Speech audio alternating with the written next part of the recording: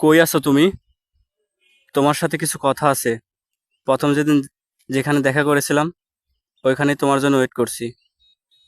তুমি আসো।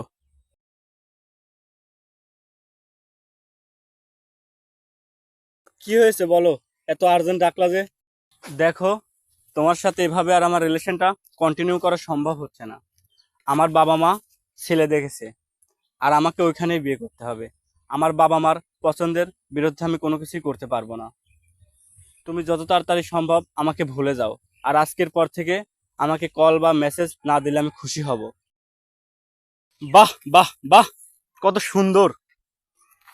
রিলেশন করলে নিজের পছন্দে, বিয়ে করবে বাবা মার পছন্দে। যখন রিলেশন করেছিলে তখন মনে ছিল না যে নিজের পছন্দ করাকে ছেলেকে বিয়ে করতে পারবো না? এখন কেন তুমি বলছো? জানো তো, একটা মানুষকে ভালোবাসলে ভুলে যাওয়াটা এতটা সম্ভব না। ভালোবাসার তিনটা কারণ আছে। একটা হচ্ছে চোখের ভালো লাগা, যেটা 1 মাস পর্যন্ত থাকে। 2 নাম্বার হচ্ছে দেহের ভালোবাসা, যেটা 1 বছর পর্যন্ত থাকে। 3 নাম্বার হচ্ছে মনের ভালোবাসা, যেটা সারা জীবন থাকে।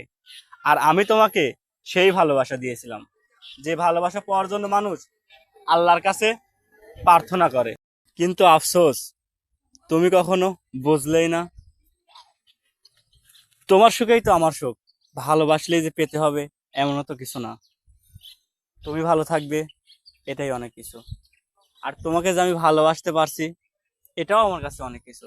তোমাকে ভালো না বাসলে হয়তো আমি বুঝতামই না কাউকে ভালোবাসলে এতটা পাগল হতে পারে একটা মানুষ। দেখো, আমিও তোমাকে ভালোবাসি। আজ হয়তো পরিবারের চাপে তোমাকে আমি আমার নিজের করে নিতে পারলাম না। আজকে আমি হয়তো তোমার কাছে ক্ষমার অযোগ্য, তবুও আমি তোমার কাছে ক্ষমা চাই। তুমি আমাকে পারলে ক্ষমা করে দিও। আর ভালো থেকো।